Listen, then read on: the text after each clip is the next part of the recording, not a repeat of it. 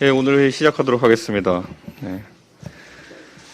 먼저 윤석열 엑스파일이라는 것의 한 가지 버전을 제작한 주체가 열린공감TV라는 친여 성향의 유튜브 매체로 확인되었습니다. 이 결과론적이지만은 이런 상황 속에서 김어준의 뉴스공장에 출연해 민주당 송영길 대표께서 하셨던 그 야권 인사가 엑스파일을 정리했을 것이라는 취지의 추측은 매우 부적절한 것으로 드러났습니다. 앞으로 대선을 앞두고 여러 가지 확인되지 않은 정보가 난무할 것으로 예측됩니다. 민주당의 정중히 제안하고 싶습니다. 국민들이 바라보고 있습니다. 정치적으로 민감한 사안에 대해 상대 당이나 상대 세력을 지목할 때는 최소한 육하 원칙에 맞게 의혹을 제기할 수 있어야 합니다. 도대체 야권에 있는 누가 언제 어디서 어떻게 왜 엑스파일을 만들고 유포했겠습니까? 상식선에서 의혹 제기를 해야 됩니다. 오늘 토론 배틀 나는 국대다 이제 압박 면접 단계가 시작됩니다. 토론이 사람의 모든 면을 평가하는 완전한 경쟁의 방식은 아닐 것입니다. 하지만 지금까지 정치권에서 본인의 지분과 역할이 없다고 생각했던 젊은 세대의 지원이 물밀듯이 쏟아졌고 최연소 2003년생 지원자부터 최고령 1942년생 지원자까지 함께 하고 있습니다. 우리 당은 1940년생 비대위원장의 지휘 아래 이번 보궐선거를 승리로 이끌었습니다. 우리 당은 1942년생 대변인을 맞아들일 준비도 되어 있습니다.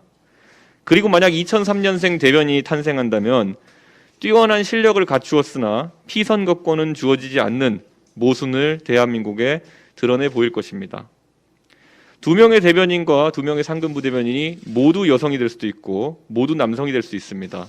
모두 젊은 세대가 될 수도 있고 모두 중장년층이 될 수도 있습니다. 하지만 기회는 평등했고 과정은 공정하기 때문에 결과는 정의로울 것이고 불만은 없을 것입니다. 이번 토론 배틀 8강과 결승을 거치면서 국민들께서 방송 중계를 통해 문자 투표에 참여해 줄 수 있습니다. 꼭 참여해서 여러분의 손으로 국민의힘의 대변인단을 뽑아주십시오.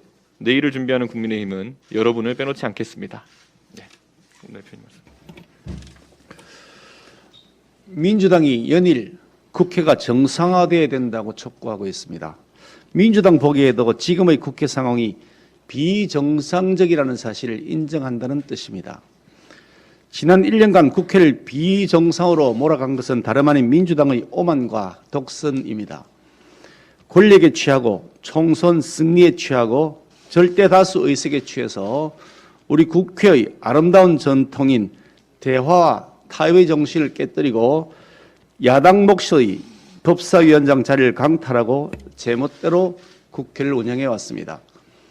나아가 민주당은 입으로 국회 정상화를 말하는 이 순간에도 철저히 야당을 패싱하고 있습니다. 어제 국회 행정안전위원회에서 지방세법 일부 개정안이 여당의 단독 처리로 속전속결 통과됐습니다. 정부의 부동산 정책 거듭 실패로 과도한 세금 폭탄을 따는 우리 국민들이 세금 부담을 경감시켜드리자는 우리 당의 제안을 묵살해버리고 민주당이 일방적으로 처리한 것입니다.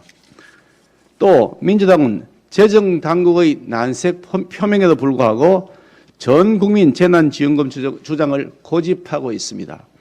국민에게 현금 나눠주는 것, 그것은 무능, 무식, 무대뽀 정권이 택할 수 있는 가장 손쉬운 정치 행위입니다.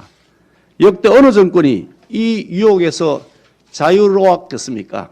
그렇지만 책임 있는 정상적인 집권당은 나라 살림 걱정, 미래 세대 걱정 때문에 그동안 참고 또 참아온 것입니다. 그런데도 문재인 정권은 아무리 코로나 위기라지만 올 한 해 558조라는 역대 최대 규모 예산과 1년간 4차례의 추경 예산을 편성하고도 부족하다고 합니다. 이제 고작 국민의 30%가 코로나 백신 1차 접종을 마치고 그 상태에서 델타 변이 바이러스 위협이 커지고 있는 상황입니다. 이런 상황에서 코로나 위로금이라는 명목으로 전 국민 재난지원금 지급을 위해서 35조 원 규모의 추경을 다시 편성하겠다는 것은 미래에 대한 고민은 단 하나도 찾아볼 수 없는 모렴치라고 하지 않을 수가 없습니다. 야당이 나라 살림 걱정을 하고 여당은 무분별하게 무작정 쓰고 보자는 국회, 민주당 보기에도 비정상 아닙니까? 지금의 이 비정상적 상황은 전 국민 재난지원금 뿌리고 빼앗아간 상임위원장 자리 중 일부를 뿌린다고 해서 바로잡아지는 것이 아닙니다. 어차피 민주당 하고 싶은 대로 하면서 야당 들러리 세우고 국민 여론 나빠지면 야당 핑계, 야당 탓하는 그 못된 사고방식부터 바꿔야 합니다.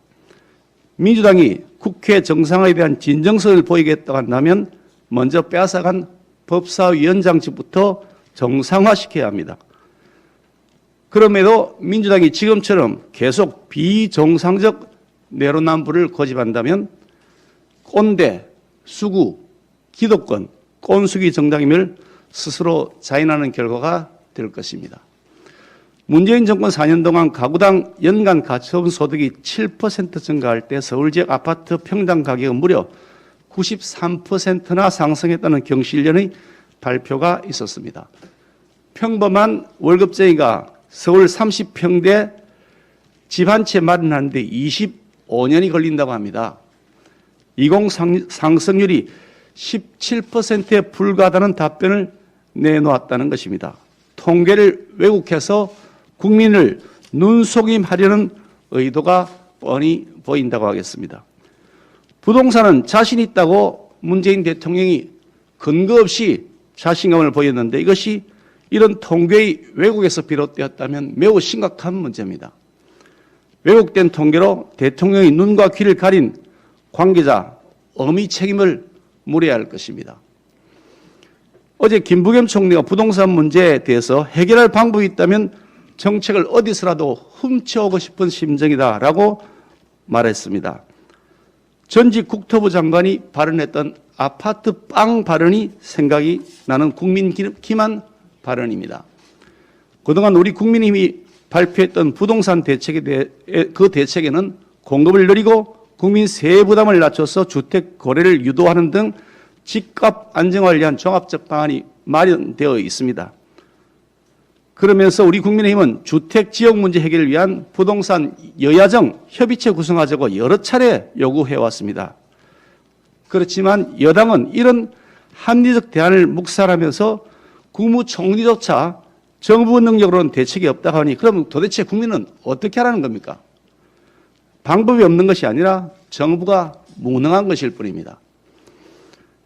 상황이 매우 시급합니다. 그래서 우선 우리 국회에서라도 여야가 함께 부동산 대책 특별위원회를 구성할 것을 정식 제안합니다.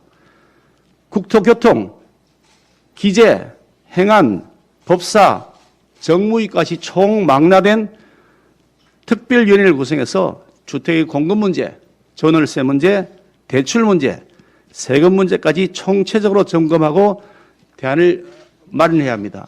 매우 시급합니다. 민주당의 협조를 촉구합니다.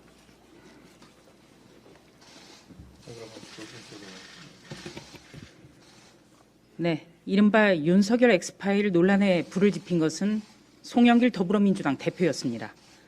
송 대표는 지난달 25일 윤석열 파일을 차곡차곡 준비하고 있다고 주장했습니다.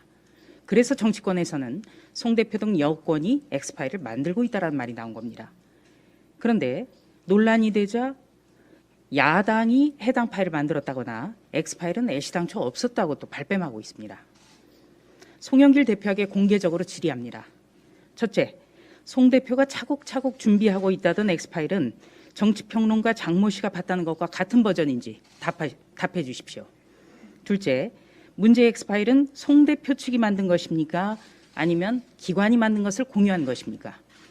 대선을 앞두고 집권 세력이 불법 사찰, 정치 공작을 벌였을 가능성이 있다는 점에 우리는 주목합니다. 왜냐하면 우리는 이미 청와대가 주도한 울산시장 선거 공작 사건이라든가 또 대통령 복심이라는 김경수 경남도지사가 주도한 인터넷 여론조작 사건을 경험했기 때문입니다. 셋째, 문제의 엑스파일은 누구를 위해 기획된 것인지 여기에 대해서도 송 대표는 밝혀야 됩니다. 만약 송 대표가 여권의 특정 주자를 위해서 나섰다거나 만약 여권의 특정 주자가 직접 참여했다면 사안은 더욱 심각해집니다. 대선을 앞두고 유력 주자에 대한 파일의 실체, 관여기간 등은 이 진실이 반드시 규명돼야 됩니다. 이를 위해서는 엑스파일의 실체를 맨 처음 주장했던 송영길 대표가 작성 경위, 관여기관과 인물, 내용을 밝히고 공개적인 검증을 거쳐야 합니다. 수사기관에 관련 자료를 넘기고 스스로 수사를 받는 것이 가장 빠릅니다. 그것이 가장 확실한 검증 방법입니다. 이제 와서 엑스파일은 없다고 말을 바꾸면서 계속 엄청난 비리가 있는 것처럼 떠드는 것, 이것 자체가 정치 공작임을 송영길 대표는 명심해야 합니다. 지난해 8월 초에 전국엔 기록적인 폭우가 쏟아졌습니다. 특히 전북 남원과 전남 곡성구례 등 섬진강 일대는 완전히 잠겼고 이곳 주민들은 생존 위기에 내몰렸습니다. 섬진강 땀에 물이 가득 찼는데도 제때 방류를 하지 않은 바람에 섬진강이 범람한 것, 이것은 인재였고 최악의 물난리가 빚어졌습니다. 당시 국민의힘은 중앙대책위원장인 정희용 의원을 중심으로 대대적인 복구 봉사활동을 벌였습니다. 사흘 전 남원이 제2의 지역구를 둔 김석희 의원의 남원 방문에 제가 동행을 했습니다. 다음 달 중순부터 장마가 시작되고 작년 여름처럼 집중호우가 잦을 것이라는 기상청 예보가 있기 때문에 지난해 수해 피해 지역을 둘러봤습니다. 딸기 등 하우스 농사를 완전히 망쳤던 곳인데요. 피해 복구는 제대로 되지 않았고 보상도 대단히 더뎌서 생활고를 겪고 있다고 주민분들은 토로했습니다. 또 같은 수해를 겪을까 봐 걱정이 크셨습니다. 주민분들이 원하시는 것은 대략 이렇습니다. 첫째, 피해를 구제받으려면 환경분쟁 조정제도를 활용해야 합니다.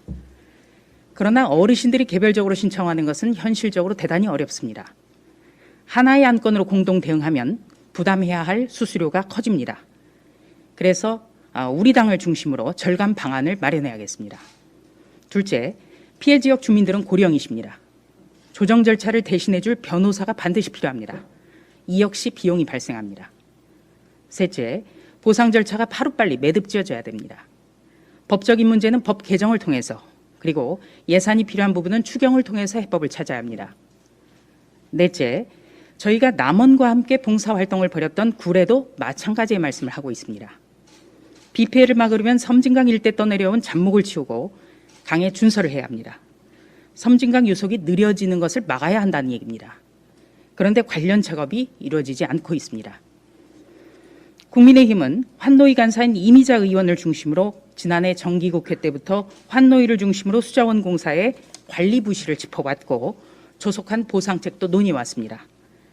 장마가 시작되기 전 국민의힘 의원들은 각자 자신의 지역구는 물론 호남 동행 차원의 호남 제2지역구의 수해복구 보상 현황을 현미경처럼 점검해서 필요한 예산을 이번 추경에 반드시 반영할 수 있도록 해야겠습니다.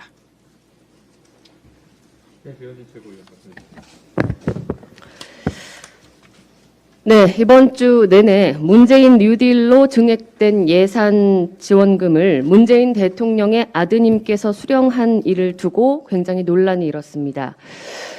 대통령 아들이 수령했기 때문이 아니라 그 지원금을 심사하는 과정이 공정했느냐, 심사위원들에게 대통령 아드님께서 면접을 보는 과정에 묵시적인 압박은 없었느냐라는 논란이 크게 일었습니다. 어제 저희 곽상도 의원실에서 이 시험 평가서까지 확보해서 그 결과를 조금 보여드렸는데요. 과정상에 문제가 있었다라는 의혹이 계속해서 불거지고 있는 상황입니다. 그래서 문화체육관광 상임위에서는 이 산하기관인 문체부의 산하기관인 한국문화예술위원회에서 살림살이 예산 지원금을 제대로 했는지 한번 살펴봐야겠다라는 저희가 야당 의원들 어떤 공감대를 이뤘고 문화위에서 영상 자료 같은 것을 확보해 놓지 않았다라고 주장을 하기에 당사자이신 지원금을 수령받으신 대통령 아드님을 비롯해서 심사자 그리고 심사를 받은 탈락하신 분들까지 모셔서 국정감사에서 한번 말씀을 넉넉히 나눠보자라고 제안을 드린 바 있습니다. 그랬더니 대통령 아드님께서 이제는 운동선수를 거론하시면서 국민 여론의 동정에 호소하고 나서셨는데요. 이러한 모습은 영세한 아주 척박한 환경에서 예술 활동을 이어가고 있는 많은 문화예술인들에게 상당한 박탈감을 줄 뿐만 아니라 하루하루 숨만 붙이고 살고 있다라는 이 코로나 전국의 국민들에게 공분을 일으킬 만한 그런 행동이라고 생각합니다. 대통령의 아들 그리고 청와대 공직기강을 관리하는 민정수석실 그리고 무엇보다도 특별감찰반 제도라는 것이 있습니다. 사실은 이 기능이 제대로 돌아갔다면 이번 문재인 대통령 아들 문준용 씨가 이렇게 국민들을 상대로 굉장히 피로하게 만들 만한 논란을 만들 여지가 저는 없었다고 생각합니다. 특별감찰관법은요. 공교롭게도 현재 법무부 장관이신 우리 박범계 장관께서 2013년에 대표 발의하셔서 통과된 법안입니다. 30일 이내에 공석이 메워지지 않을 경우에 특별관찰관을 30일 이내에 얼른 그 임명을 해야 하는데 문재인 정부가 끝나기까지 지금 특별관찰관을 임명하지 않고 있고 이 탓을 국회에 돌리며 여야가 추천하지 않았기 때문이라고 하고 있는데요. 저희 국민의힘은 이미 청와대와 여당의 수차례 특별감찰관 임명을 촉구한 바가 있고 저희는 언제든 감찰관을 추천할 의사가 있다, 함께 하자라고 많은 논의를 드렸습니다. 저 또한 지난 2월에 국회 운영위원회를 통해서 유영민 비서실장에게 빨리 특별감찰관을 임명하는 그런 절차를 시작하도록 민주당에 촉구해달라라는 말씀을 드린 바 있습니다.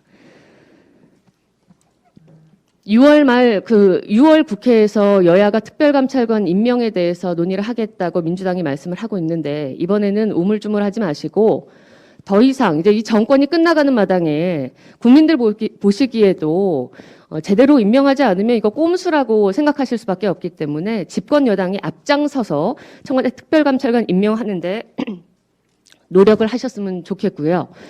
덧붙여서 우리 문준용 씨께서 페이스북에 저와 나누지 않은 가상의 대화를 소설처럼 써서 올리셨던데요. 이것은 명백한 허위사실 유포입니다. 청와대와 비서실 그리고 민정수석실에서는 대통령 아드님께 조속히 이 글을 내릴 수 있도록 독려해 주시기 부탁드립니다. 예, 이른바 X파일 문제에 대해서 말씀드리겠습니다. 오늘 이준석 대표님 그리고 조수진 최고위원님의 말씀에 전적으로 공감을 하면서 보충적으로 몇 말씀 드리겠습니다. 지금 그 윤석열 전 총장에 대한 여러 가지 내용의 그 보고서 또는 뭐 문건, 이른바 속칭 X파일이라고 불리는 이런 문건들이 광범하게 유포가 되고 있다고 합니다. 그 내용이 차마 추하고 거짓투성이어서 대꾸할 가치를 느끼지 못한다고 말씀하신 분도 있습니다. 저는 그 내용을 받아보지 못했지만 그런 내용들이 여러 종류로 유포가 되고 있다고 하니 참 개탄스럽기 이를 데가 없습니다.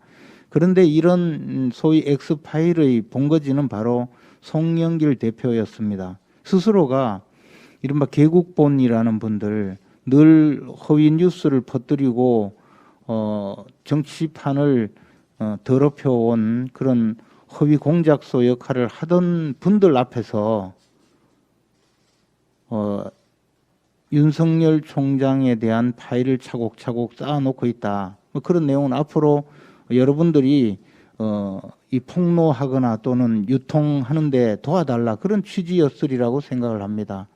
그리고 나서 장성철 전 우리 당에서 역할을 했던 장성철 소장이 또 자신이 봤다면서 여러 가지 이야기를 함으로써 이제 이 엑스파일 문제가 정치권의 전면에 등장을 했고 오늘에 이르렀습니다. 이것을 잘 생각해 보면 파일의 내용에 대해서는 전적으로 후보자 본인이 대응할 수밖에 없습니다. 왜냐하면 신상에 관한 문제를 제3자가 대응하기에는 쉽지 않기 때문이고 자칫하면 대응이 아니라 대응을 방해할 수도 있기 때문에 그렇습니다. 그러나 이 유통이라든가 또는 심지어 여당 대표가 공언을 하고 있고 또 그러한 파일을 앞으로 사용하겠다는 의사를 명백히 밝힌 이 상황이고 더 나아가서 제가 확인하기로는 송영길 대표가 만들었다는 그 파일에 대해서 여권 고위층에서 상당 부분 서로 공유를 했다고 전해 들었습니다. 이렇다면 우리 당이 단순히 우리 당에 입당하지 않은 후보 또는 입당하지 않은 인사라고 해서 그냥 두고 볼 수가 없고, 이 민주당의 대응에 대해서는 적극적으로 우리가 나서야 된다고 생각을 합니다. 우리 당은 이번 대선에서 야권 단일 후보를 만들어서 내보내는 플랫폼 정당을 지향하고 있습니다. 또한 야권 단일 후보를 만들어가는 과정이 대선 전략의 가장 중요한 전략일 수도 있고, 그것이 필승의 길입니다.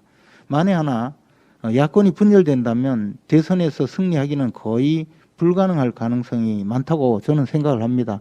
필패라고 봅니다. 그렇다면 야권 단일 후보를 만들어가는 모든 노력을 다해야 하고, 그 과정에서 현재 우리 당에 입당하지 않은 야권 인사 또는 대선 주자라고 하더라도, 심지어 아직 공무원으로 있는 최재형 감사원장이라고 하더라도 우리가 모두 우리가 함께 가고 우리가 보호 조치를 해야 하고, 더 나아가서 우리가 함께 가겠다는 그런 안도감을 심어주고 의사표시를 해야만이 그분들도 우리 당에 쉽게 동참할 수 있으리라고 생각합니다.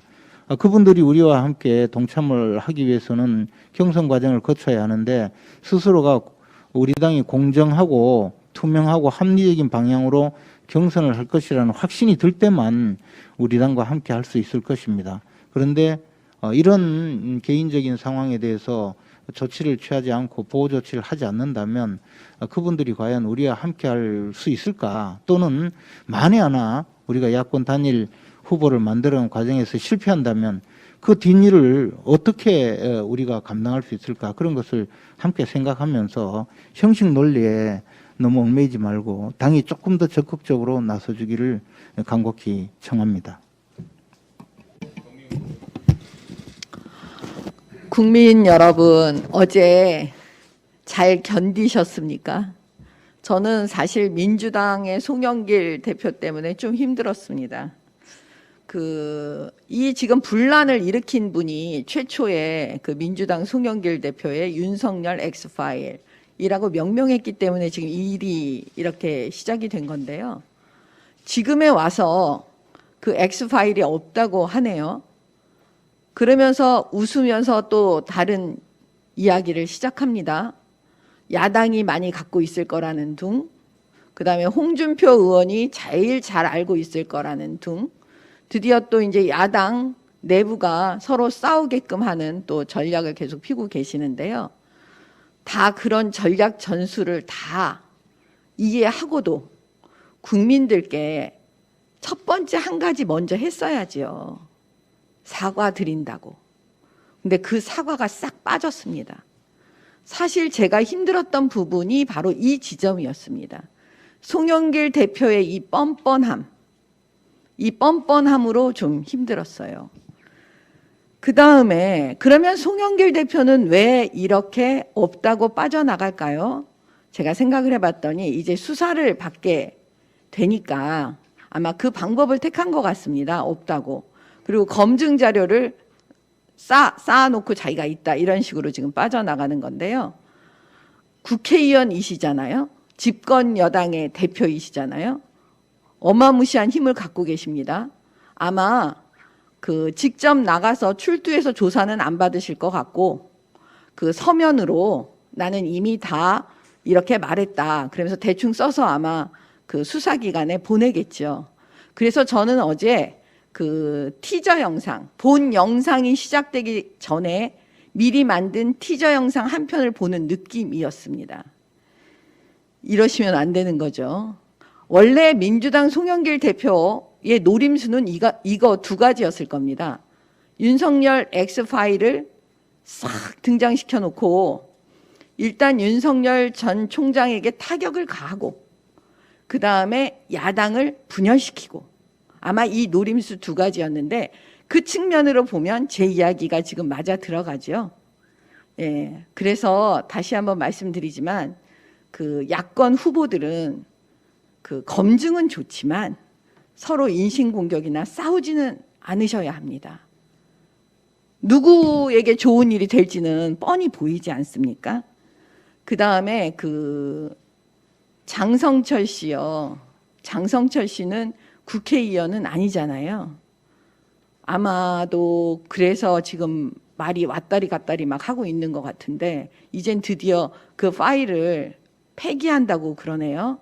근데 나중에 수사가 진행이 되면 그 파일을 가지고 있어야 본인이 쉽게 빠져나갈 수가 있습니다. 그거 잘 보관하고 있어야지 그 파기하고 그러면 안 될 것 같아요. 그 다음에 이제 생태탕 시리즈 지금 2탄을 여러분 보고 계시는데요. 앞으로 3탄, 4탄이 또 나올 거예요. 그때마다 제가 국민들께 말씀드리겠습니다. 이번에는 생태탕 3탄입니다. 이렇게 해요. 우리 서로 분열하지 맙시다. 반드시 힘을 똘똘 뭉쳐서 맞아서 나가서 싸웁시다. 네, 이깁니다. 감사합니다.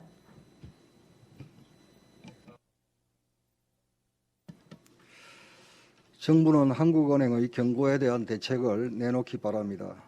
정부의 경제정책 실패에 따른 부채 급증과 25번의 실패한 부동산 정책이 더해져 대한민국 사상 최대인 1765조의 가계부채 위기에 직면했습니다.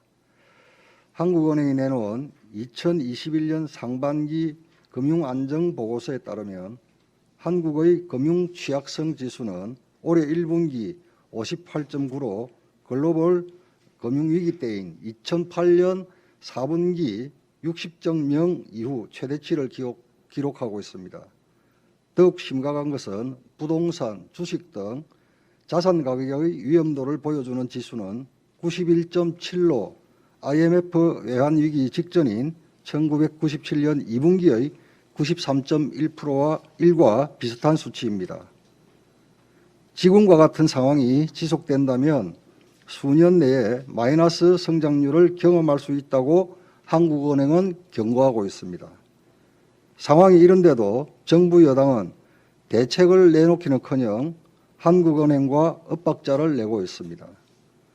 한국은행은 인플레이션 우려 등으로 연내 기준금리 인상 카드를 만지고 있으나 정부 여당은 반대로 선거용 돈풀기, 역대 최대 규모급 추경에만 골몰해 인플레이션을 가속화시킬 수 있다는 우려를 낳고 있습니다. 대한민국 미래에는 관심도 없고 그저 눈앞의 표에만 혈안이 된 무책임한 정부의 전형이 아닐 수 없습니다. 특히 한국은행조차 과도한 부채로 부풀어 오른 부동산, 주식시장의 거품을 강하게 지적하고 있습니다. 문재인 정부 4년은 경제 발전은 고사하고 2008년 경제위기 이후 13년 만에 최악의 시한폭탄만 만든 셈입니다. 임기 4년간 밀어붙인 소득주도 성장 정책과 부동산 정책 등으로 한국 경제는 과도한 가계부채와 부동산, 주식시장의 거품으로 위태로운 상황입니다. 더 이상 이념에 사로잡힌 운동권에게 한국 경제를 맡길 수 없다는 결론입니다. 지금이라도 문재인 대통령은 경제 전문가들에게 운전대를 넘기고 기존의 경제정책을 전면 수정하는 등 현재의 위기 상황을 타개하는 방안을 적극 강구할 것을 강력 촉구합니다. 최저임금 업종별 차등 적용을 검토해야 합니다. 지난 6월 22일 최저임금위원회는 4차 전원회의를 열고 내년도 최저임금을 논의하였습니다. 노사가 최저임금을 업종별로 차등 적용할지를 놓고 맞서면서 임금 액수 협의는 시작조차 하지 못했습니다. 경영계는 코로나19로 직격탄을 맞은 중소 영세기업과 소상공인 사정이 매우 어려워 업종별 구분 적용이 절실하다고 주장하고 있고 노동계는 이에 반대하고 있습니다. 오늘 5차 전체회의를 열어 논의를 이어갈 예정이라고 합니다. 문재인 정권의 소득주도 성장의 핵심은 최저임금입니다. 문 정권은 2018년 최저임금을 역대 최고인 16.4%까지 올렸고 올해는 역대 최저인 1.5% 인상하였습니다. 올해 최저임금 인상률 1.5%인 것은 정부가 역대 최고로 최저임금을 올려놓고 시장에서 실업률 증가 등 각종 부작용이 생기자 최저임금 인상 속도를 조절하고 나선 것입니다. 최저임금은 우리 경제에 심각한 영향을 미칩니다. 최저임금 두 자릿수 인상률 첫 해인 2018년에만 5인 미만 영세사업장의 일자리가 24만 개 감소하였습니다. 최저임금위원회는 현재의 경제 상황에 맞는 최저임금을 책정해야 합니다.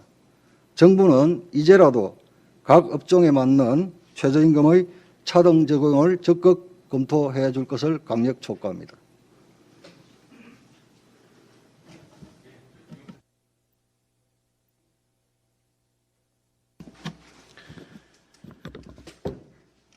문재인 정부와 더불어민주당이 외쳤던 공정과 정의는 역시나 말뿐인 허구였음을 다시 한번 확인했습니다. 문재인 대통령 본인의 아들이 보이고 있는 특권 중독과 평범한 우리 시대 2030 청년들이 꿈꾸는 현실적인 성공과는 동떨어진 한 25세 민주당 출신 대학생의 1급 비서관 특진이 이를 반증합니다. 면접 시작부터 느닷없이 나는 문준영입니다를 되뇌이며 6,900만 원의 지원금을 수령해 놓고 특혜가 아닌 본인 실력이라 공개적으로 우기는 예술가 문준용 씨. 평범한 청년은 평생을 바쳐 일해도 하늘의 별 따기인 1급 비서관에 이낙연 전임 대표가 픽했던 25세 청년을 떡하니 임명해 놓고 문제가 없다고 주장하는 청와대와 민주당의 후한무치함에 안타깝습니다. 문준영 씨, 미술작가의 지원금 신청은 운동선수의 대회 출전과 같다고요. 우리 아버지가 우리 종목협회 회장이오를 내세우며 경기에 출전한 운동선수가 번번이 금메달을 따간다면 어떤 관중이 그 결과를 공정하다고 생각할까요? 이런 일들이 계속해서 벌어진다면 임기 막바지에 이른 문재인 정부에 대한 신뢰는 계속해서 사라질 것이고 레임덕의 고통은 고스란히 국민에게 돌아갈 것입니다.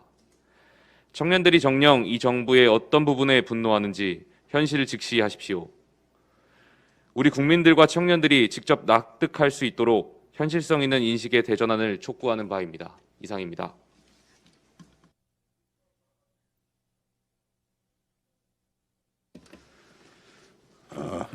본래 제가 발언을 계획이 안 한 살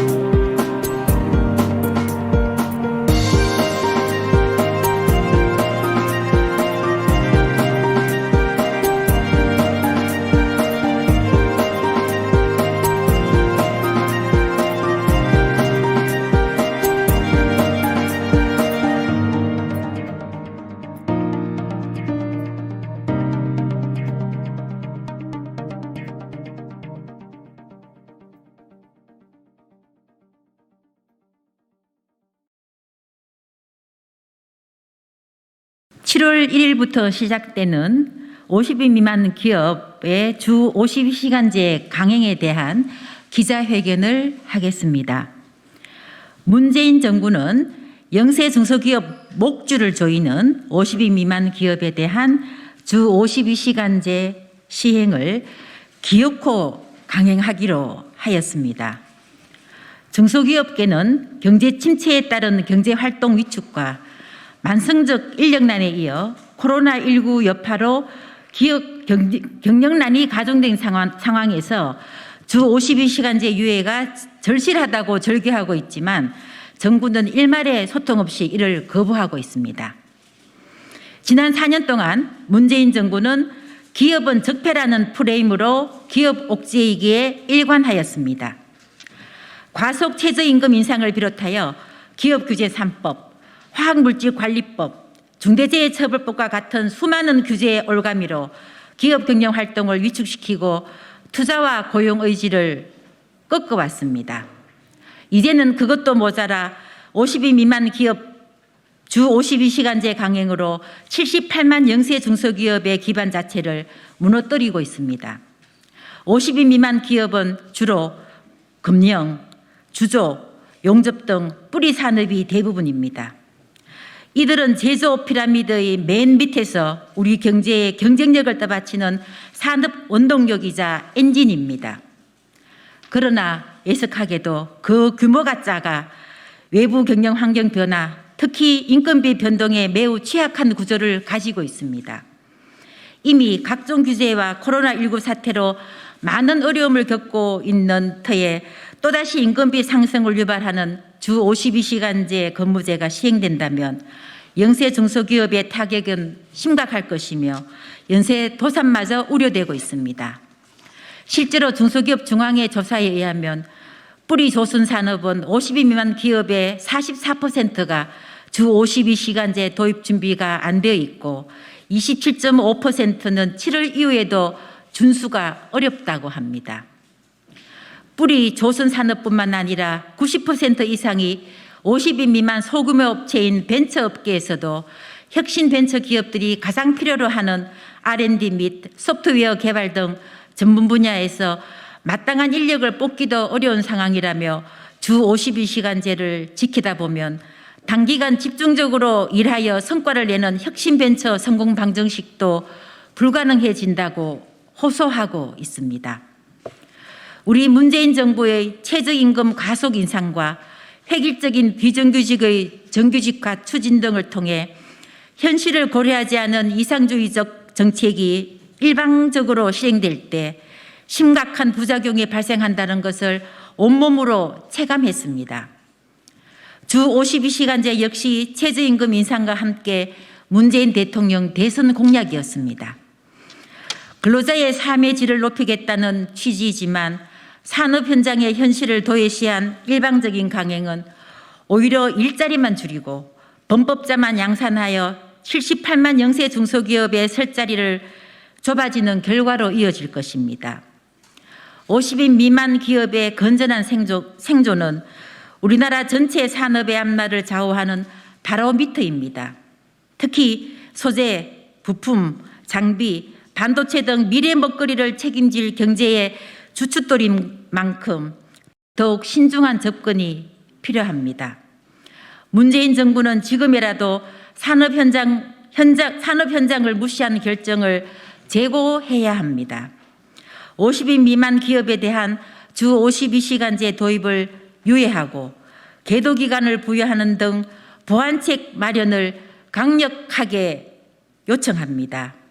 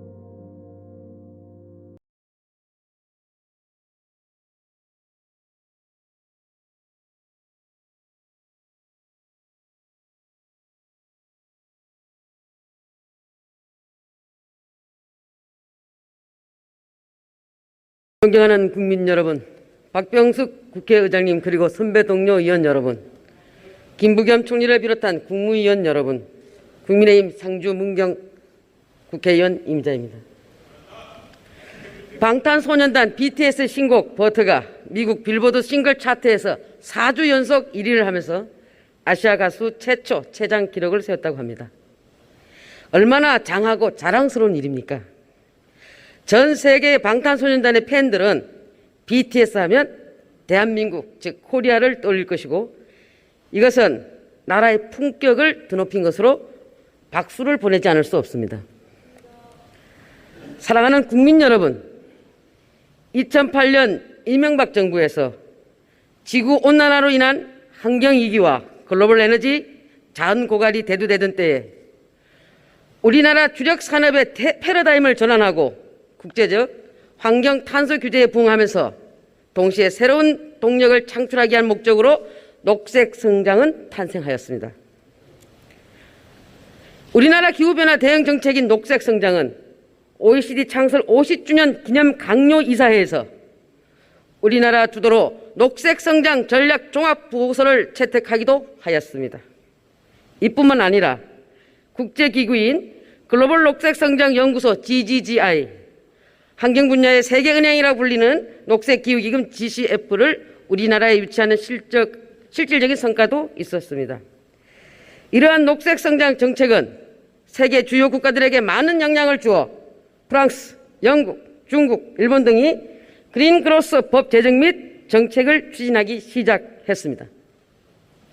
이제 세계는 그린 크로스 하면 코리아, 즉 대한민국을 떠올리고 주목합니다. 이러한 그린 크로스 녹색 성장 정책을 내팽개치고 지워버리고 이렇게 하고 싶어하는 세력이 있습니다. 이러시면 안 됩니다. 저는 호소합니다. 녹색 성장 종주국은 대한민국이다. 녹색 성장 기본법은 무죄다. 환경 문제는 여야 문제가 아닌 공존의 문제. 그러므로 따라서 녹색 성장 기본법은 유지 개성 발전되어야 한다고 생각합니다.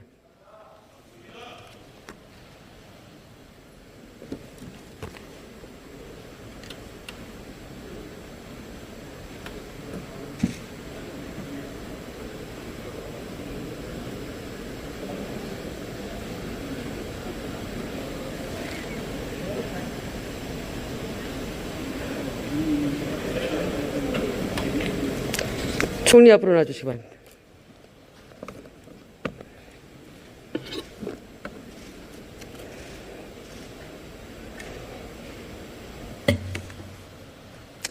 총리의 임명되신 것을 축하드립니다.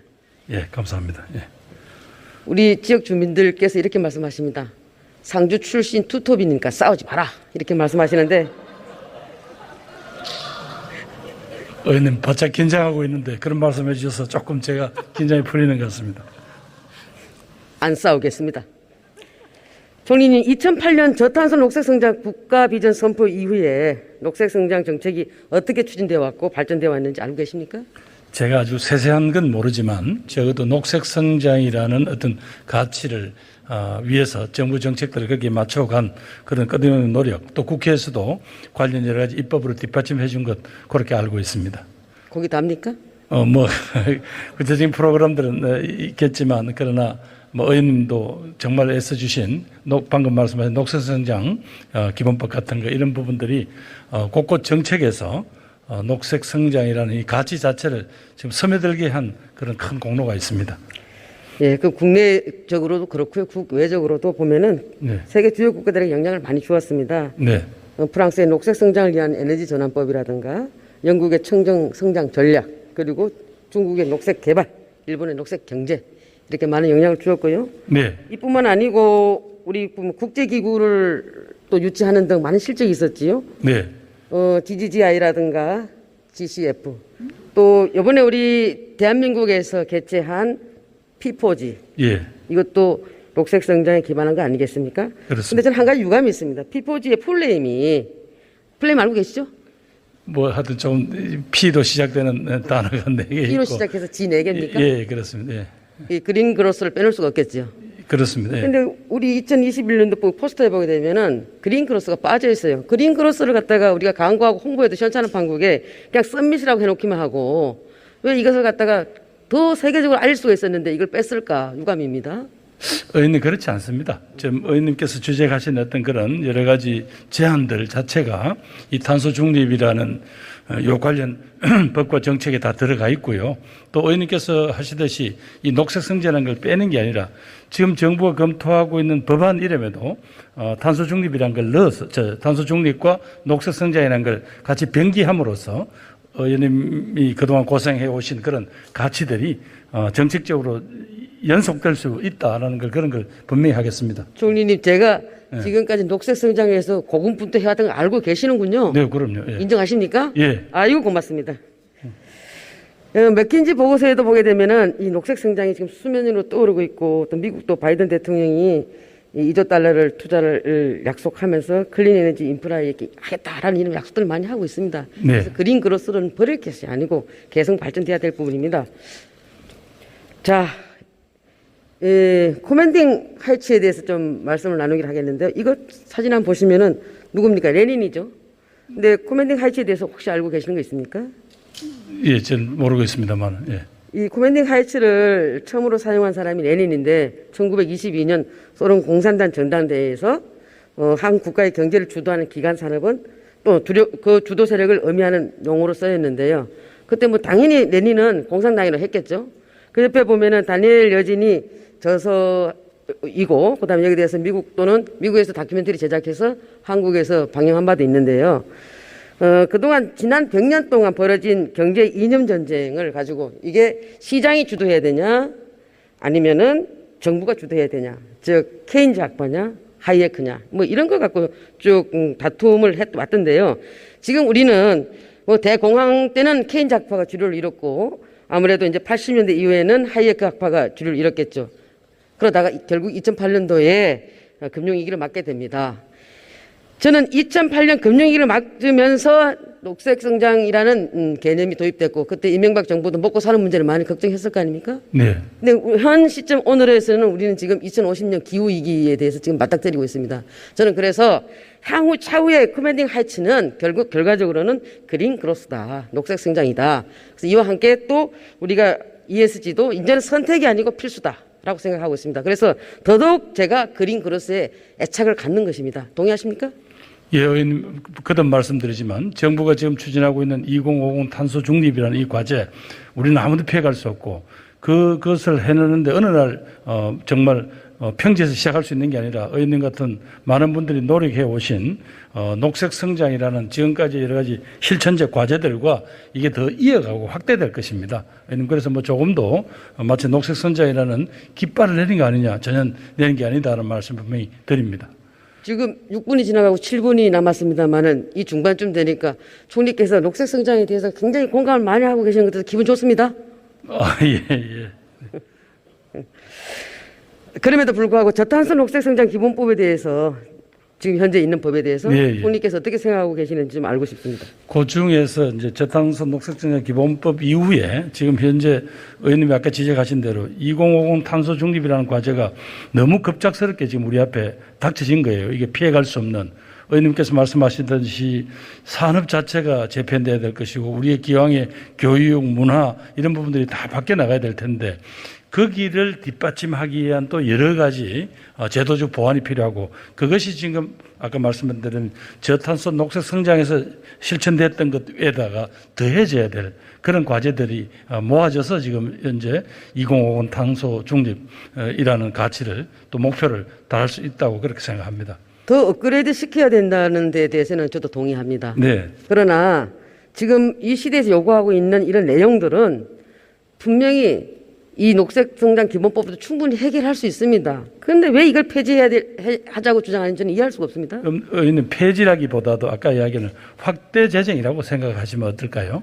지금 법안들이 올라온 것들을 보게 되면은 폐지하자고 올라온 법안들이 상당히 있습니다. 그러니까 그걸 폐지라고 하지 마시고요. 개성 발전이라는 관점에서 보시고요. 아니 녹색 성장 기본법 폐지를 전제로 해서 올라온 법들입니다. 아니 그러니까 그 법의 정신 이름, 녹색 성장이라는 이름까지 같이 병기를 해서 이 법을 만들려고 하는데도 총리께서 되신 지 얼마 안 돼서 아직 잘 숙지하고 계시지 않은 걸로 이해하겠습니다. 이제는 환경법은 여야 문제가 아닌 공주의 문제로 한번 넘어가 보겠습니다. 얼마 전에 우리 당은 30대 젊은 청년 이준석 대표가 당대표로 당선되었습니다. 혹시 우리 이준석 당 대표의 대표 수락 연설 들어보신 적 있습니까? 예, 나중에 제가 다시 글로 읽었습니다. 거기서 이런 중요한 얘기를 합니다. 이제는 멜팅팟을 넘어서서 샐러드 볼로 나가야 된다라는 얘기가 있습니다. 공존을 강조한 거죠. 예. 그 하나의 용광로에 다 녹여내는 것보다도 개개인의 개성이라든가 특성, 다양성을 중시 여기서 공존으로 가자라는 건데 환경부도 마찬가지입니다. 제가 볼 때는 이미 1996년도 공화당 소속 존 맥케인 상원 의원이 뉴욕타임즈의 기고문을 보게 되면 초당적 협력이 필요하다는 것을 강조하고 있습니다. 환경에 대해서는. 여기 대해서 동의하시죠? 예, 이건 뭐 이 환경 문제를 어떻게 이게 초당적으로 하지 않고는 이 공동체 전체의 과제를 어떻게 해결할 길이 없습니다. 이거는. 그렇습니다. 지금 좀 전에 총리께서는 녹색성장 기본법을 갖다 폐지하는 건 아니다라고 하니까 참 반갑긴 한데요. 지금 올라온 법들을 보게 되면 한번 보십시오. 이 대체 법안들 법제명을 보면 그린그로스 하나도 없습니다. 그리고 그린그로스를 폐지한다는 전제에 들어온 법들입니다. 그리고 법 내용을 한번 보십시오. 법 내용은 보게 되면은 녹색성장 기본법과 대동소이합니다. 다수 업그레이드 된 거 있지만은. 그런데 이런 것들을 다 폐지하자고 하니까 제가 기가 찰로로 아니겠습니까? 그래서 전문가들한테 제가 물어봤습니다. 개정 법률에 대해서 어떻게 생각하냐 물어봤더니 아무리 2050 탄소 중립이라든가 기후 영향 평가라든가 탈원전 등이 이걸 포함하고 있다 하더라도 이것은 사회적 논제가 전제로 돼야 된다. 사회적 논의를 해야 된다고 얘기를 하고 있고 또 이렇게 간다 하더라도 다시 기본법은 제정해야 된다. 이런 지적들을 하고 계십니다. 그래서 본 의원이 주장하는 것은 기본법 중에 기본법인 저탄소 녹색성장 기본법이 있는데 왜 돌아서 가려고 하느냐라고 제가 분노했던 거죠. 그러나 오늘 총리님의 말씀을 듣고 보니까 총리께서 상당히 녹색성장에 대해서 공감을 표하시고 또 이와 관련돼서 총리께서 또 동의하는 발언도 하고 그러시니까 제가 더 이상 어려운 질문을 하지 않겠습니다. 예, 의원님, 저는 만약에 지금 의원님이 말씀하시는 녹색 성장과 탄소 중립이라는 걸 같은 어떤 가치와 정책적 목표로 넣는다면 이 법안의 이름을 기후위기 대응을 위한 탄소 중립 녹색 성장 기본법 이런 정도로 이렇게 묶을 수도 있지 않겠나? 너무 길어요. 의원님, 법은 좀 길어도 괜찮습니다. 탄소 중립하면 기후위기인지 압니다. 그래도 의원님, 그래도 정부의 또 의지도 있는 거니까. 그리고 또 지난번 탄소 중립, 녹색 성장이라는 것에 좀 더 더해져서 해야 될 실천적 과제도 들어가야 되지 않겠습니까? 그래서 그 정도면은 너무 좀 길고 그냥 탄소 중립, 녹색 성장 정도가 좋을 것 같습니다. 자, 어쨌든 총리께서 녹색 성장 기본법에 대해서는 공감하시고 동의를 하시는데 제가 한 가지 좀 총리님께 불만이 있습니다. 아직 녹색성장 기본법이 눈이 시퍼렇게 살아있는데도 불구하고 탄소중립위원회를 발족시켰단 말입니다. 녹색성장위원회가 오히려 더 탄탄하게 되잖아요. 기능을 한번 보십시오. 그런데 어떻게 훈령으로 인해서 어떻게 이걸 끌고 가려 하십니까? 녹색성장위원회가 그대로 살아있다고 한다면 충돌이 날 텐데. 요 과정은 아마 제가 취임하기 전에 일이 진행이 돼서 잘 모르겠는데 이게 또 녹색성장위원회는 국무총리가 위원장이라고. 그렇습니다. 그렇습니다. 그래서 또 탄소중립위원회는 국무총리와 그렇습니다. 민간이 공동위원장으로 되어 있습니다. 어디로 가시겠어요? 어떻게 하시겠어요? 하여튼 어떻게든 조화를 만들어 보겠습니다. 의원님 말씀하신 대로 이것은 선택의 문제가 아니라 우리가 모두 함께 안고 가야 될 가치, 실천 전략 이런 것 아닌가 싶습니다. 아무리 싸우지 말라 해서도 이 한 말씀 드려야 되겠네요. 총리님, 이거는 입법기관 국회를 무시하는 처사입니다. 아무리 급해도 아마 사회적 합의를 통해서 법을 폐지를 하든 개정을 하든 제정을 하든 법적 근거에 의해서 해야지요. 녹색성장위원회나 탄소중립위원회나 총리님은 여기 가서 이 말하고 저기 가서 저 말하고 그럴 수도 없는 거고. 왜냐하면 다 사람마다 다르기 때문에 가치관이 다 다르지 않겠습니까? 이 위원회가? 자, 그럼 윤순진 교수님 한번 보겠습니다. 지금 탄소중립위원회 윤순진 교수가 공동위원장이죠? 예, 그렇습니다. 예. 근데 그분이 뭐라고 했냐면은 그 제너럴 오브 클리너 프로덕션 이 학술지에다가 논문을 냈는데 녹색 성장의 간뚜껑의 마지막 못을 받기를 희망한다 이렇게 했습니다. 아마 학자로서의 자기 아니 이런 분하고 우리가 어떻게 협력을 하겠습니까? 의원님, 어차피 정책이라는 거는 자신의 거기에 속한 한 분의 견해만으로 되는 건 아니고 다른 다양한 견해를 의원님 방금 말씀하신 대로 다양한 견해가 서로가 서로에 대해서 침해하지 않으면서도 공동의 실천 과제들을 합의해 나갈 수 있지 않겠습니까? 의원님, 저는 그렇게 보는데 의원님께서 지금 아까 말씀하신 대로 제가 이렇게 요 과정 어떻게 해서 탄소중립위원회를 우선 대통령령으로 정해서 이렇게 발족을 시키고 그다음에 의원님께서 말씀하신 대로 기존에 있는 녹색성장위원회가 그동안 해온 실천하는 과제들을 어떻게 왜 자연스럽게 승계하는 그런 방법을 어디까지 마련되어 있는지를 제가 그걸 좀 살펴보겠습니다. 예. 지금 총리께서 지금 진땀을 흘리고 계시는 것 같은데 이 말은 사실 논문이라기보다는 저주에 가깝습니다. 저주에. 저는 이런 분들이 위원장으로 있다는 자체가 문제가 상당히 많다고 생각하고 이분은 그 기후위기 관련돼 가지고는 마이너스 성장을 제방으로 제시를 합니다. 아니 무슨 그러면 일자리 어떻게 할 거예요? 아 경제 성장이 무슨 죄입니까? 문제가 많다고 생각합니다. 앞으로 제고해 주시기 바랍니다. 참 답답합니다. 이 부분 관련돼 가지고는. 다시 한번 총리님께 묻겠습니다. 탄소 중립 추진한다고 하면서 법적 안정성까지 해체하면서 녹색 성장 폐지하겠다는 것에 대해서는 공감하지 않죠? 예, 어떻게 절차가 이렇게 의원님께서 말씀하신 대로 국회 논의가 어느 정도까지 가 있는데 대통령령으로 이렇게 저기서 출범시켰는지 이런 것들은 제가 좀 더 살펴보고 가능한 한 의원님께서 말씀하신 대로 이거야말로 정쟁의 대상이 아니라 우리에게 주어진 절체절명의 과제니까 서로 자연스럽게 그 정신과 전략을 전개할 수 있는 그런 틀을 만들어 보겠습니다. 제 의견에 공감해 주셔서 너무너무 감사합니다. 총리님 고맙습니다. 들어가셔도 됩니다. 예, 감사합니다.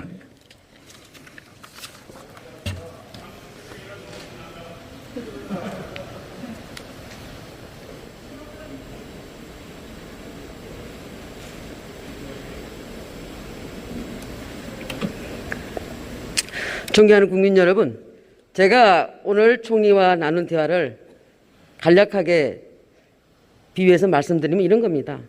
여기 보시면 새우깡 하면 떠오르는 회사 있죠? 바카스티 하면 떠오르는 회사 있습니다. 이 새우깡 하면 N 회사가 떠오르고 바카스티 하면 D 회사가 떠오를 겁니다. 이 새우깡은 N 회사의 50년 정도의 효자 상품이고 바카스티는 60년 정도의 효자 상품입니다. 이런 효자 상품이 하루아침에 됐겠습니까? 많은 홍보와 비용을 들여서 만드는 거 아니겠습니까? 그런데 원호가 바뀌었다고 하루아침에 새우깡을 내가 좋아하는 멸치로 만들어서 멸치깡으로 한다면 세상이 어떻게 되겠습니까? 바카스 같은 내용물을 상품 이름이 마음에 안 든다고 바쿠스로 바꾸면 어떤 일이 생기겠습니까? 새우깡과 바카스를 좋아하는 소비자들은 혼란이 오고 매출은 형편없이 떨어질 것입니다. 녹색 성장 정책도 마찬가지입니다. 정권이 바뀌었다고 내팽개치거나 내용물이 같은데도 상품 이름을 바꾸거나 하면 우리나라 국민들이 혼란을 겪게 되고 세계도 혼란을 겪어서 이런 것들이 무슨 국익에 도움이 되겠습니까? 안 그렇습니까?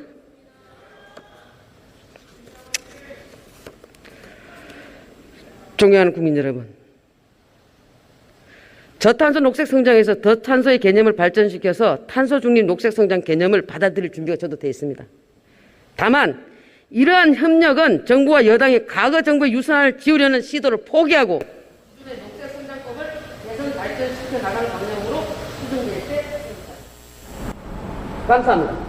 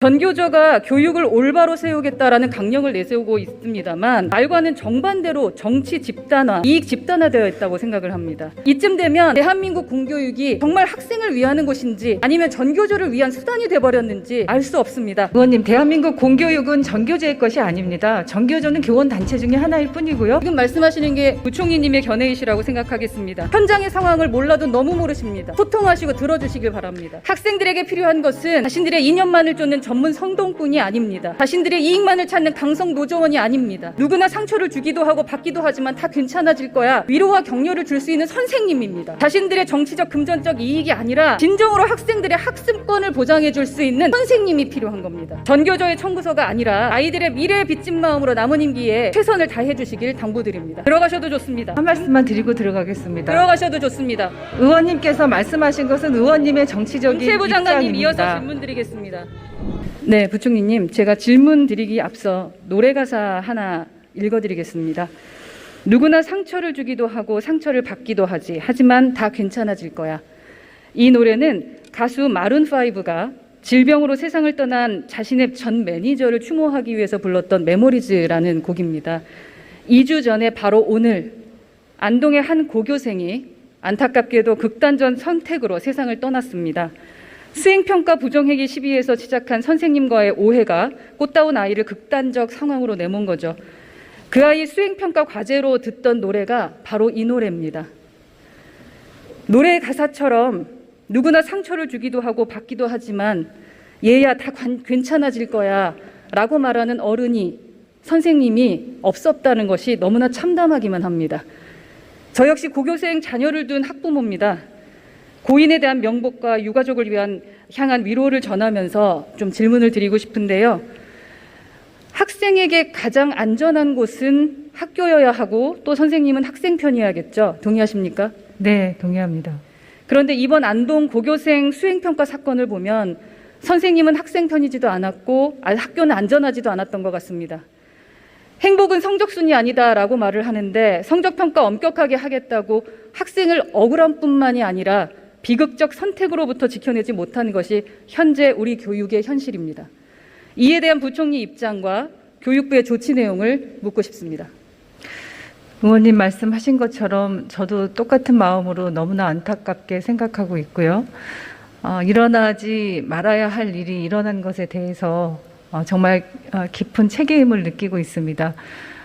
우리 그렇게 안타깝게 떠난 학생과 또 유가족에게 깊은 애도를 드립니다. 현재 이 사안은 그 경북교육청에서 좀 담당을 하면서 지금은 이제 경찰 조사가 진행 중에 있습니다. 다만 의원님 말씀하신 것처럼 학교에서 이런 일이 발생했기 때문에 학교의 여러 학생들이나 또 교직원들의 심리적인 충격이나 이 학생을 애도하는 마음이나 이제 이런 것들이 학교에서 잘 그 심리 정서적인 지원이라든가 이 사안에 대한 또 학교 내에 어떤 조치라든가 이런 것들이 있어야 되기 때문에 지금 학생과 교직원에 대한 심리 지원은 이제 경북교육청의 위기지원팀에서 진행을 하고 있고요. 경찰 조사가 진행되는 대로 그런 사망 경위나 조치 사항에 대한 어떤 법적인 이제 절차들은 밟게 되겠지만 저희가 실시간적으로 그 경북교육청과 상황을 공유하면서 계속 모니터링을 하고 있다는 말씀을 드립니다. 네, 지켜봐 주시고 부디 유가족에게 위로가 되는 조치 그리고 재발 방지를 위한 방안이 되시기를 바라겠습니다. 학생을 계도하고 훌륭한 시민으로 양성해야 할 교원들이 스승으로서 본분과 책임을 잊고 공무원이라는 신분이 나온 행정 편의주의에 빠진 것은 어제 오늘의 일이 아닙니다. 만약 교원이 그저 지식을 전달하고 성적을 올리기만 하면 된다라면 사교육 영역에서 경쟁하는 강사분들이 훨씬 더 잘하신다라는 이야기들이 있습니다. 일선의 교원들이 학생들의 인격 양성과 정서 함양을 도외시하고 성적 만능주의와 행정 편의주의에 빠지기만 한다면 공교육의 존재 이유는 사라진다고 생각을 합니다. 한마디로 공교육이 지금 현재 위기라고 생각합니다. 원인은 무엇이라고 생각하십니까? 의원님이 말씀하셨던 성적 만능주의가 오랫동안 우리 사회에서 이제 대입 중심의 경쟁 교육으로 인한 학교 현장에 그런 문제가 있었다고 생각하고 있습니다. 공교육이 누구나 차별 없이 교육을 받아야 하고 또 아이들이 저마다의 그 꿈이나 자기의 소질이나 이런 것들을 성적에 관계없이 다양하게 교육 과정에서 기회를 얻고 체험하면서 자기의 진로를 설계해 나갈 수 있어야 한다고 생각합니다. 지금까지 그렇게 하지 못했던 부족한 점들을 저희가 법 제도나 정책을 통해서 보완하면서 혁신하고자 하고 있고요. 코로나19 상황에서 이런 부분들이 물론 앞서 이런 안타까운 사건이 있긴 했습니다만 작년 1년 그리고 코로나 상황 1년 반 동안 정말 현장에서 열심히 열정을 다해서 아이들을 보살피고 노력했던 선생님들도 계십니다. 그래서 모든 선생님이 그렇다는 건 아니고요. 듣다 보니까 조금 위험한 발언을 하고 계신 것 같습니다. 저는 교사들이 스승으로서 본분을 망각하고 정치 집단화, 이익 집단화 거기에 일조하는 것이 문제라고 생각을 하거든요. 그래서 전교조의 문제를 짚지 않을 수가 없을 것 같습니다. 부총리님, 저뿐만이 아니고요. 많은 학부모들과 국민들이 오늘날 그 교육 문제의 원인으로 전교조 꼽고 있습니다. 전교조는 지난해 7년 만에 다시 법적 지위를 회복했죠. 그리고 쏟아내는 요구들이 교원 정치 활동 합법화 등의 다양한 내용이 있었습니다. 믿기지를 않아요. 전교조가 교육을 올바로 세우겠다라는 강령을 내세우고 있습니다만 말과는 정반대로 정치 집단화, 이익 집단화되어 있다고 생각을 합니다. 학생들을 인질로 교육을 정치에 이용하고 교육을 자본화하려는 일부 전교조 수뇌부 교사들의 저희가 국가 100년 대계까지 위협하는 소위 촛불 청구소까지 들이밀고 있다고 생각하는데 부총리께서는 이들의 요구에 대해서는 어떤 입장이십니까? 여러 교원 단체들이 있고 전교조도 그 교원 단체 중에 한 단체입니다. 그리고 오랫동안 처음에 전교조를 만들면서 이제 참교육 운동을 해왔던 것에서 또 여러 이제 역사적 과정들이 있어왔죠. 위험한 발언 계속하십니다. 참교육도 한번 찾아보시면 오해할 만한 게 많죠. 제가 사례 들어드리겠습니다. 얼마 전에 휘문고 교사의 천안함 망언이 사회적 공분을 샀습니다. 최원일 한장님을 부하 수장법 취급한 교사의 망언이 학생을 통해서 알려졌죠. 부총리님, 이 민망한 글 굳이 읽어드리지 않겠습니다. 사안에 대해서 알고 계실 거라고 믿고요. 적절했다고 보십니까? 이 문제에 대해서는 이미 적절치 않다고 판단하고 학교에서 이제 사립학교이기 때문에 이 교사에 대한 징계 절차를 밟고 있는 것으로 알고 있고요. 의원님께서 지적하셨던 전교조의 그런 문제에 대해서는 달리 평가할 수 있는 부분도 있고 또 의원님 지적사항이 계속 드리겠습니다. 이 발언은 우선 최원일 함장님과 천안함 생존 용사들의 명예를 훼손했을 뿐만 아니라 교육 공무원의 품위 유지 그 의무 자체도 지금 위반한 것입니다. 또한 정치적 중립 그 의무도 위반한 것입니다. 그래서 그 부분은 그런데 전교조는요. 여전히 교원의 정치활동 합법화를 요구하고 있습니다. 지금도 이런 정치 편향적인 막말이 자행되고 있는데요. 만약 전교조의 정치활동 합법화 요구가 관철된다면 얼마나 더한 편향적인 사상주입이 조직적으로 이루어지게 될지 아찔합니다. 저는 전교조의 이런 요구가 교원의 정치 집단화, 이념 집단화를 막고 있는 최소한의 제동 장치마저 철거해버리는 것이라고 생각해서 위험하다고 생각합니다. 이런 상황에서 교원의 정치활동 합법화에 대한 정부의 공식 입장은 무엇입니까? 교원의 정치활동 합법화에 대해서는 사실은 국회에서 법률적으로 근거를 마련해 주셔야만 가능한 일이고요. 지금 헌법이나 우리 법에 근거해서는 교원들의 정치적 중립성이 의무화되어 있습니다. 본인 스스로 생각할 때는 교원의 정치활동이 합법화되어야 된다고 생각하십니까? 저는 교원이 교사로서 아이들에게 다양한 정치적인 견해들을 소개하고 비판의식을 갖게 하는 것은 할 수 있다고 생각합니다만 본인 개인의 정치적인 성향이나 의사를 아이들에게 강요하거나 주입할 수는 없다고 생각하고 있습니다. 그렇죠. 우리 공교육이 가장 중요하게 여겨야 할 대상이 누굽니까? 가장 중요하게 생각해야 될 대상. 우리 학생들입니다. 당연한 거죠. 그러나 정교조는 공교육을 수단으로 사용합니다. 정치적, 이념적 이득뿐만이 아니라 금전적 이득까지. 의원님께서 그렇게 좀 정치적으로 과도하게 말씀하시는 거에 대해서는 제가 모든 내용에 대해서 동의하기는 좀 어렵습니다. 조희연 서울시 교육감의 교사 특혜 채용 사건은요, 전교조를 중심으로 한 교육 행정을 자신들의 금전적 이득을 위해 악용하는 내로남불로 보여졌습니다. 이런 상황 가운데 더불어민주당은요, 전교조의 촛불 청구서를 갚기 위해서 특별법까지 만들어 발의했습니다.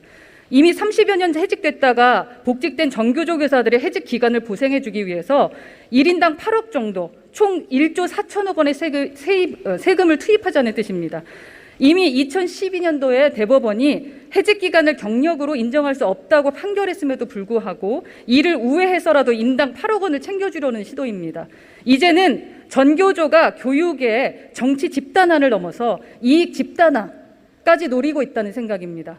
이쯤 되면 대한민국 공교육이 정말 학생을 위하는 곳인지 아니면 전교조를 위한 수단이 돼버렸는지 알 수 없습니다. 의원님, 대한민국 공교육은 전교조의 것이 아닙니다. 전교조는 교원 단체 중에 하나일 뿐이고요. 공교육을 지금 사례에 대한 말씀만 하시면 되겠습니다. 하고 있습니다. 지금 말씀하시는 게 우리 부총리님의 견해이시라고 생각하겠습니다. 이런 상황에서도 문제의식을 하지 않고 있다면 아주 심각한 부분이라고 생각합니다. 현장의 상황을 몰라도 너무 모르십니다. 소통하시고 들어주시길 바랍니다. 제가 교원 단체들하고도 계속 그런 거라면 있고요. 부총리님 학부모 교사들하고도 계속 바라보시기 소통하고 바라겠습니다. 있습니다. 학생들에게 필요한 것은 자신들의 이념만을 쫓는 전문 선동꾼이 아닙니다. 자신들의 이익만을 찾는 강성 노조원이 아닙니다. 누구나 상처를 주기도 하고 받기도 하지만 다 괜찮아질 거야 라는 노랫말을 얘기해주고 위로와 격려를 줄 수 있는 선생님입니다. 자신들의 정치적 금전적 이익이 아니라 진정으로 학생들의 학습권을 보장해 줄 수 있는 선생님이 필요한 겁니다. 정치 집단화, 이익 집단화 되고 있는 우리 공교육의 현실, 공부를 하려면 학원을 가는 것을 당연하다고 여기는 문화, 우리 교육당국이 분명한 책임이 있습니다. 전교조의 청구서가 아니라 아이들의 미래에 빚진 마음으로 남은 임기에 최선을 다해 주시길 당부드립니다. 들어가셔도 좋습니다. 한 말씀만 드리고 들어가겠습니다. 들어가셔도 좋습니다. 의원님께서 말씀하신 것은 의원님의 정치적인 문체부 장관님 입장입니다. 이어서 질문 드리겠습니다. 예, 공교육은 정부가, 교육부가, 교육청과 함께 책임지겠습니다. 전교조의 그런 문제를 공교육 일반의 문제라고 지적하시는 것에 대해서는 동의할 수 없습니다.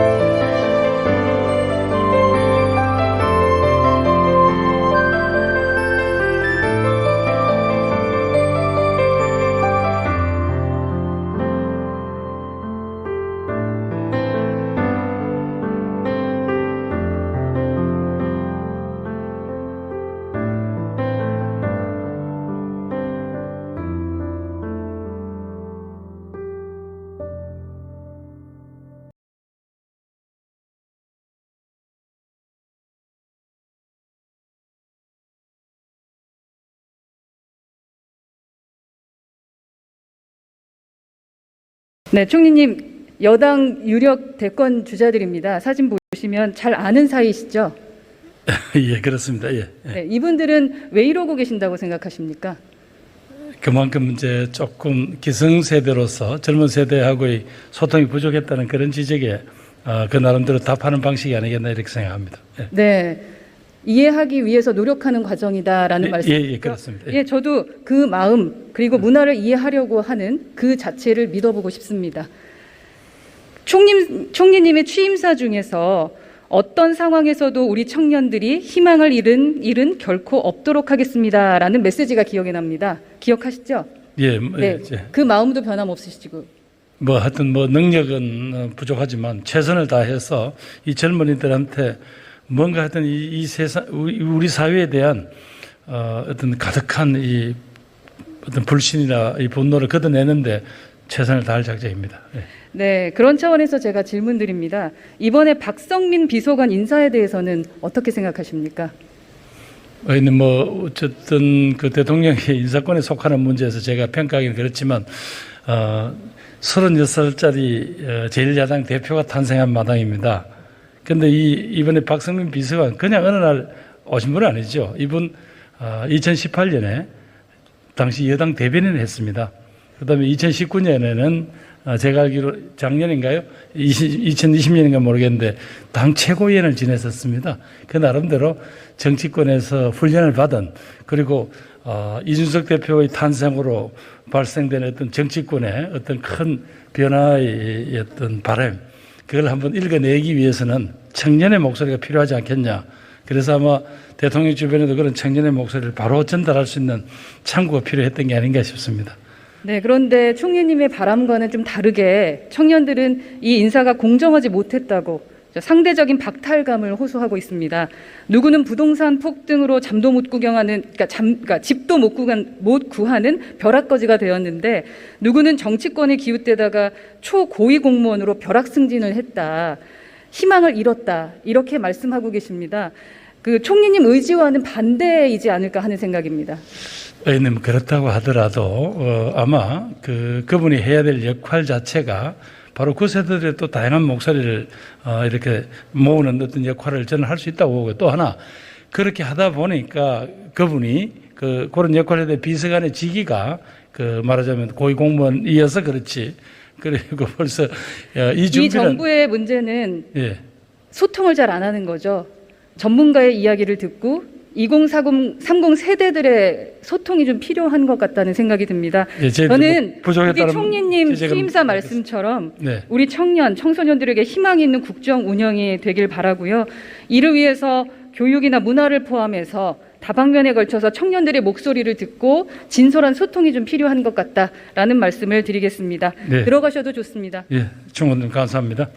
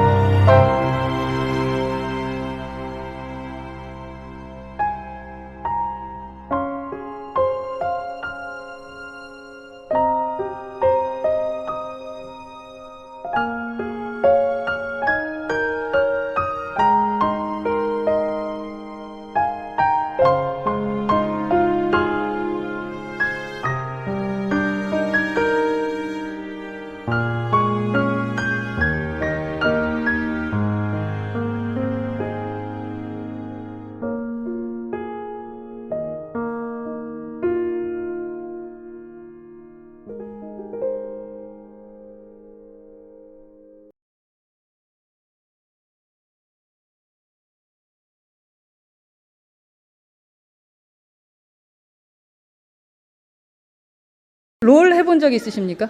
저는 해보지 못했습니다. 네, 롤드컵은 보신 적 있으시죠? 예, 본 적이 있습니다. 네, 트렌디하십니다. 세상이 변하듯이 자녀 양육 환경도 상당히 많이 바뀐 것 같아요. 코로나19 이전만 해도 좀 이렇게 여가 시간이 있으면 부모님들이 나가 놀아라 했지만 요즘에는 집에서 놀아라 이렇게 얘기를 많이 합니다. 아이들은 온라인상에서 또 다른 세상과 사람들을 만나서 교류하는 것에 익숙해졌고요. 그중 하나가 게임인 것 같습니다. 게임의 인식과 위상이 바뀌고 있다는 거죠. 인정하시죠? 네, 그렇습니다. 네, 경제적 측면도 마찬가지입니다. 콘진원에서 게임 산업 매출액을 봤더니 내년도에 20조 원에 육박할 것이라고 전망하고 있고요. 세계 시장에서 우리가 5위를 기록하고 있습니다.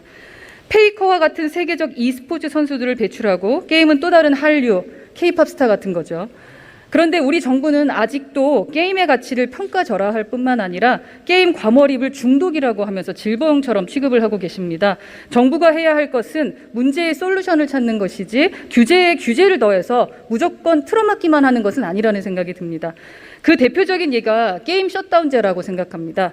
문체부는 게임산업법으로 선택적 셧다운제를 시행하고 있고요. 여가부는 청소년 보호법으로 강제적 셧다운제를 시행하고 있습니다. 장관께서는 이와 같은 중복 규제가 지금의 상황에 과연 실효성이 있다고 생각하십니까? 네, 문체부의 게임산업법은 전체를 허용한 가운데 선택적으로 부모와 당사자가 요구하면 그 부분을 이제 규제하는 거고, 청소년 보호법은 특정 시간을 이제 셧다운하는 건데 장단점이 있습니다. 장단점이 있는데 중복되는 부분도 있고요. 이것은 부처 간에 또 학부모들의 의견을 좀 다양하게 수렴해서 지속적으로 협의해 나가도록 하겠습니다. 그죠. 규제가 실효성이 없다는 게 더 큰 문제인 것 같은데요. 현행 게임 셧다운제는 PC 게임을 이제 대상으로 시행되고 있지 않습니까? 다시 말해서 제한 시간을 넘겨서 컴퓨터가 꺼진다고 해도 우리 스마트폰이라던가 온라인 게임 모바일로 할 수 있다라는 얘기고요. 심지어 게임이 셧다운되어도 OTT나 또 SNS 통해서 얼마든지 관련 콘텐츠를 즐길 수 있다라는 거죠. 제가 이 문제를 공론화를 하니까요. 어떤 분께서 멍청한 규제라고까지 말씀을 해주셨습니다. 왜냐하면 강제적 셧다운제가 아니더라도 필요에 따라서 학부모가 요청을 하면 게임 이용 시간을 제한하도록 하는 선택적 셧다운제가 있는데 왜 우리 이미 있는 이 법제도에 구비가 돼 있는데 왜 그럴까라는 말씀이셨거든요. 저는 오히려 가정에서 자율적으로 판단하고 결정할 수 있도록 하는 문체부 소관의 선택적 셧다운제를 활성화하는 것이 제도의 실효성이라던가 법제도의 체계성 측면에서 효과적이라고 보는데 어떻게 생각하시나요? 네, 근데 의원님 아마 이런 부분도 있는 것 같습니다. 부모님들의 이런 요청과 이런 수요도 상당히 있는 것으로 파악됩니다. 그래서 그런 부분들을 같이 수렴하다 보니 이런 중복되고 또 장단점이 있는데 하여튼 그런 부분에 있어서는 부모님들과 또 게임 산업계라든가 여러 가지 의견을 수렴해서 지속적으로 의원님 지적에 따라서 조정을 해 나가도록 하겠습니다. 제가 페이커를 비롯해서 이 스포츠 선수단을 직접 만나봤습니다. 그리고 관련 업계의 다양한 이야기들을 직접 들어봤는데요. 강제적 셧다운제는 실효성도 없을 뿐더러 이 스포츠 강국이라는 우리의 위상과 또 사회적 인식 그리고 프로게이머를 꿈꾸는 후배들에게 부정적 영향을 끼칠 수 있을 것 같다라는 현장의 목소리가 있었습니다. 왜 제2의 BTS를 꿈꾸면서 춤과 노래를 부르는 아이들, 청소년들과는 달리 제2의 페이커와 임요한을 꿈꾸면서 게임에 매진하는 청소년은 중독자로 낙인 찍혀야 되는 겁니까? 네, 비대면 우리 집안의 컴퓨터를 켜고 끄는 것까지 왜 그 문제까지 꼭 정부가 개입해야 하는 겁니까? 네, 비대면 기간에 우리 게임 산업이 거꾸로 다른 산업은 많이 곤두박질 쳤는데 게임 산업만 유독 이렇게 독보적으로 상승한 것을 의원님도 잘 알고 계실 겁니다. 그래서 아마도 이제 부모님들이 우리 청소년들을 걱정하는 마음만큼 또 역시 게임 업계도 만나보니까 그 부분에서는 이견은 없습니다. 그래서 이런 부분들에 대해서는 아주 적절하고 충분히 부모님들이 걱정하는 부분들을 우려를 불식시킬 수 있는 그런 안들을 만들어 나가도록 노력하겠습니다. 네, 저도 선택적 셧다운제로 부모의 자녀교육 자율화 확보하는 거 이번에 법안을 준비하고 있으니까요. 긍정적으로 생각하시고 기본적으로 소통했으면 좋겠습니다. 네, 잘 알겠습니다.